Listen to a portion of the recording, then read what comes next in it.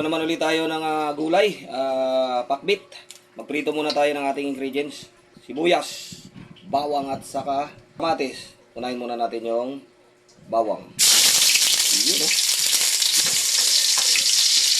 Sunod ang ating sibuyas.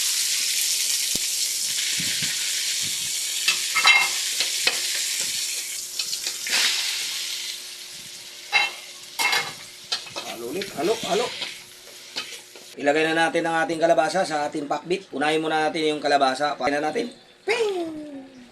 Ilagay muna natin. Mga kalodi, sunod na naman ulit natin ang ating gulay.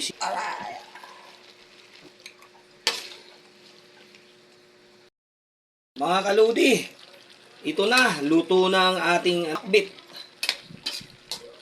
Ang bango mga kalodi ng ating pakbit, oh. Luto na mga kalodi, oh.